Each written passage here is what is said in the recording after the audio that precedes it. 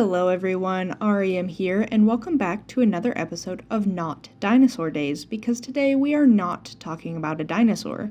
We are talking about a fairly well-known pterosaur, the Tapejara. I've known about Tapejara for quite a long time. It comes up fairly often in dinosaur media because of its unique crest, which we'll talk about in just a second, but I actually really overestimated the size of this fellow. He's actually pretty small, with a wingspan of only around 4 feet, which in modern day comparisons would be about the size of a red-tailed hawk. Tapejara, like most pterosaurs, is best identified by its unique head crest. In this case, a small semicircle right above the beak with a little jut out at the back. What's interesting about pterosaur head crests, and really all dinosaur crests and headgear in general, is that when there are bone components, like in the Tapejara's skull, we know at bare minimum that's what was there, but there could have been fleshy or keratin protrusions that really make that crest much bigger than what we would be able to see in the skeleton. This is super interesting to me, especially as it relates to pterosaurs, because as we continue adding pterosaurs into this Not Dinosaur Days series, we are going to encounter some crazy head crests, based purely on the skeletal remains, so we know at bare minimum this is what some of these crests looked like, but we have no idea what could have been added to it.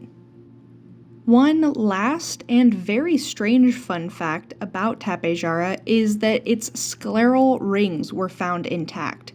Scleral rings are a bony structure found around the eyes of some bird species and some fish species that kind of holds the eye in place and protects it.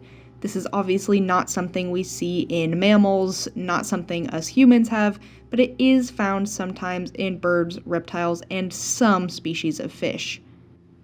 But other than the fact that some animals have bony eyeballs, why is this interesting? Well, it's interesting because not all birds have bony sclera. And what this reveals about Tapejara is that it was probably awake during the day in short bursts. Because most of the bird species and other animals that have these scleral rings alive today follow that exact behavior. So it's pretty interesting. Just based on this single bony growth around the eyeball, scientists can estimate when this animal would have been awake. Also, just a little peek behind the scenes at some art here.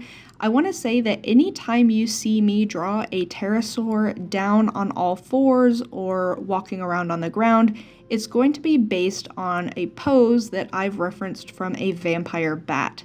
Since vampire bats are really the only animal alive today that would have locomotor actions similar to pterosaurs, walking on their wings, being able to gallop and run and take off in flight in that manner. So anytime you see me draw a pterosaur on the ground, it's based on a vampire bat.